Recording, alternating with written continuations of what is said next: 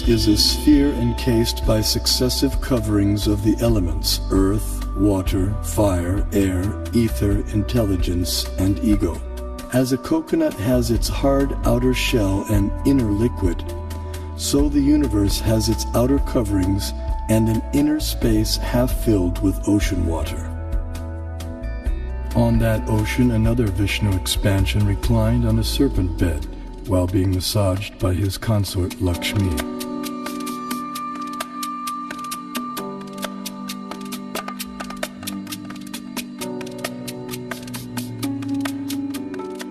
From his navel arose a lotus on which Brahma was born.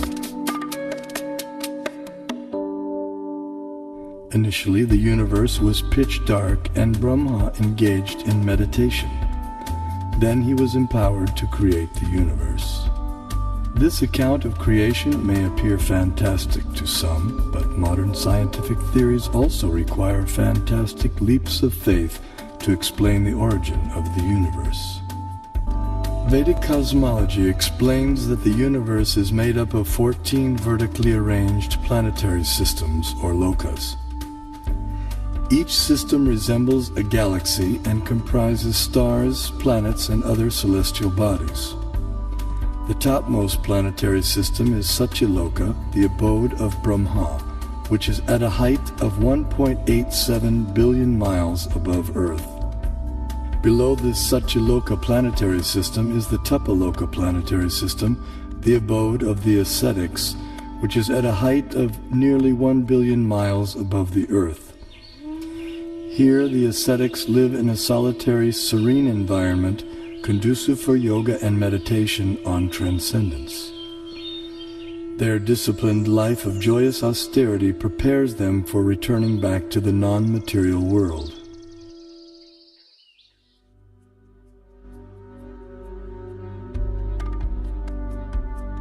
As we move down from Tapaloka, we pass through Maharloka and Janaloka until we reach the Svargaloka planetary system, also known as heaven. And then from the center of the dome, a chandelier, which shows the planets according to the Vedic version. This planet is a star. Is rotating from east to west, and it is hanging like the chandelier getting shelter on the pole star. That we can see every night. That the pole star or the North Star remains fixed and does not orbit in the sky is well known to astronomers and sailors alike. Less known is the fact that the pole star rotates powerfully on its own axis. The ancient Vedic text called Matsya Purana explains, the planets and stars are all attached to the pole star by invisible astral cords of wind called pravaha. The revolution of the pole star causes the orbital motion of other planets and stars.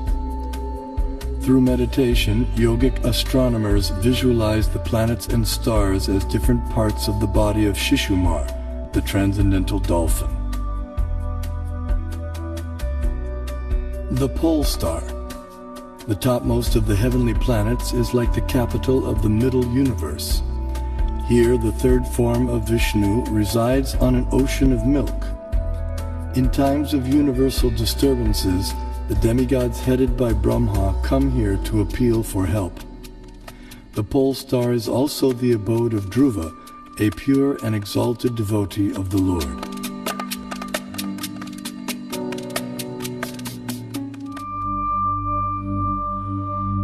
The Vedic geocentric model explains how the sun moves around the pole star, situated vertically above Earth's north pole. As the sun goes around the Earth globe, we experience day and night. The stationary Earth, unlike the pole star, does not revolve on its own axis, though it is slightly tilted toward the pole star.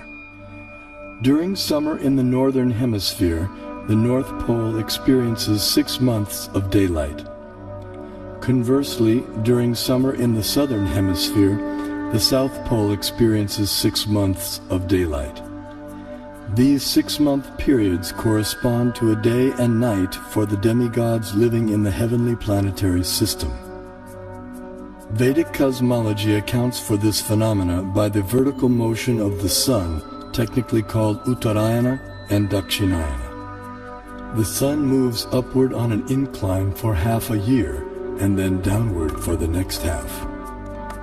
This motion produces two effects on Earth, namely the changing of the seasons and the varying durations of day and night. Ordinary vision sees the sun to be a mere globe of fire. However, celestial vision reveals a personality residing over the sun. His name is Vivasvan, and he rides on a golden chariot pulled by 7 divine horses at a speed of 16,000 miles per second. The chariot has one wheel which moves on celestial Manasotara mountain. The horizontal shaft is linked to the axial hub of the universe, Mount Meru, and the diagonal shaft is linked to the pole star. With each circular path, the wheel gradually moves laterally inward for 6 months and then outward for 6 months. Similar to the chariot's vertical motion, this lateral action fine-tunes seasonal changes on Earth. When the orbital motion of the sun is viewed from above, its illumination is seen to extend out to half of the greater Earth plane.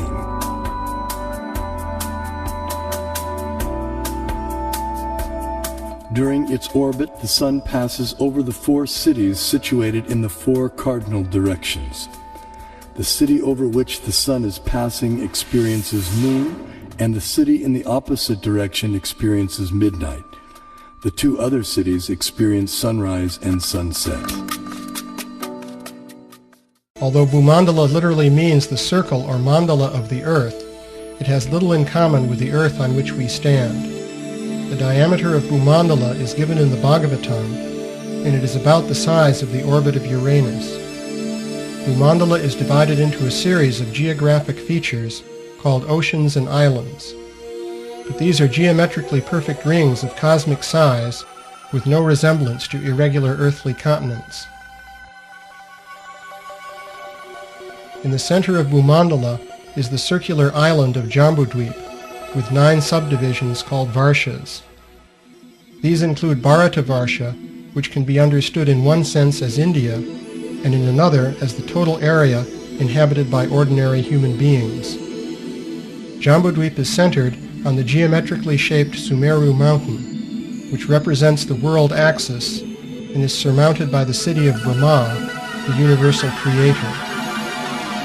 The Bhagavatam presents astronomy in geographical and mythological language, and the mode of presentation is different from the familiar modern approach. Although the earth disk of Bhumandala may look naively unrealistic, careful study shows that the Bhagavatam uses it to represent at least 4 different reasonable and consistent models. Vishnu Purana also describes the earth as Bharatkanda and gives its diameter as 8,000 miles. The earth is also referred to by the name Bharatkanda in the invocation Sankalpa mantra chanted by Brahmana priests since time immemorial up until the present day. Jambudvipe Bharatavarshe Bharatakande Meroho Dakshine Pash. Vedic cosmology gives descriptions of the entire cosmos, including its subtle features. Perception and access to these subtle features, however, requires karmic qualification. Consequently, much of the cosmos described earlier, as well as parts of the cosmography about to be described, are imperceptible and inaccessible to us earthly inhabitants. Bharatkanda is one of the 9 islands of the larger and originally bow-shaped Bharatvarsha, which was divided by the sons of Sagara. Being completely surrounded by water, the islands are mutually unreachable. In the Vedas, Bharatkanda, our earth, is also referred to by other names such as Sudarshan Dvip, Kumarika Dvip, and Navadvip, etc.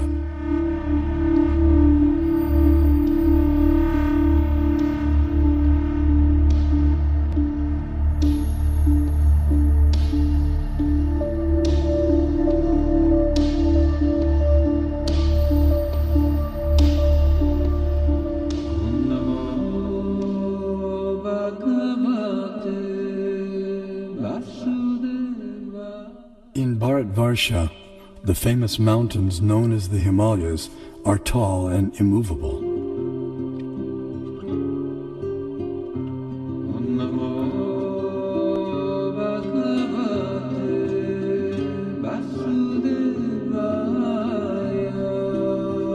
Here we find an abode of Lord Shiva, the greatest of the demigods.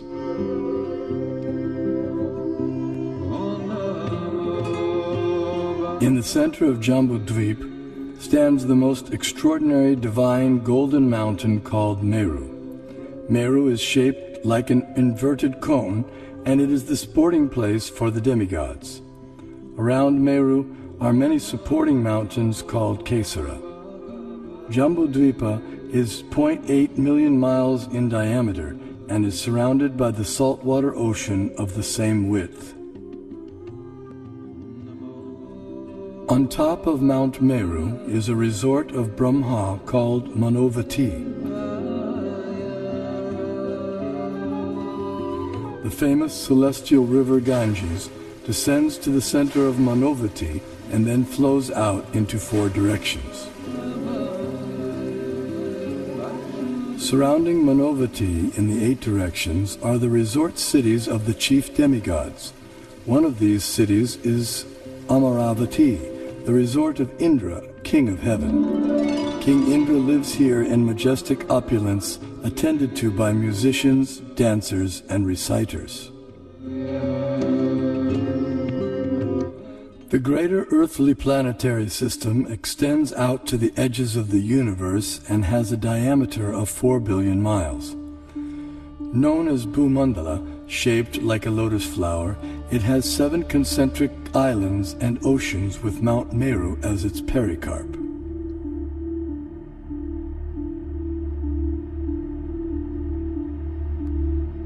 The 7 oceans respectively contain salt water, sugarcane juice, liquor, clarified butter, milk, emulsified yogurt, and sweet drinking water. Sometimes Vedic cosmology is misconstrued as portraying the Earth to be a flat disk. This flat Earth misconception arises partly due to our inability to understand Vedic nomenclature. A single object may be referred to by several names, and a single name may refer to several objects.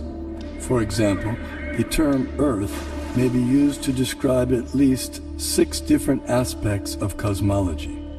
The Earth we live on is indeed a globe, as explained by the Sanskrit word parimandale, meaning spherical, used in the Mahabharata text. The flat disk refers to the greater earthly planetary system of Bhumandala. 4 elephants of inestimable size are placed at the 4 directions for balancing the greater Earth. Below the earthly planetary system are 7 subterranean realms named Atala, Vitala, Sutala, Talatala, Mahatala, Rasatala, and Patala, which do not receive sunlight and which are inhabited primarily by demoniac living entities. To reach the first one must go 80,000 miles downward through underground tunnels. At successive depths of 80,000 miles are the remaining 6 netherworlds, all of which are fully developed underground civilizations. In the 4th level downward, Talatala Loka, lives the magical architect Maya Danava, who has designed many brilliantly decorated cities where proud materialists reside. Below the netherworlds are the 28 hellish planetary systems. The demigod of justice, Yamaraj, judges the unrighteous human beings after their deaths and sends them to one of these planets. There, errant souls are administered appropriate punitive measures corresponding to their misdeeds.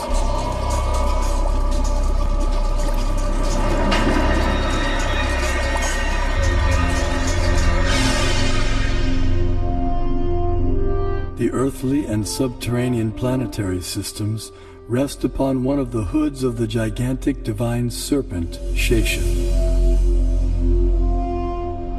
Shesha in turn is held up by the colossal transcendental tortoise, Kurma. and Kurma resides in the ocean that fills half the universe.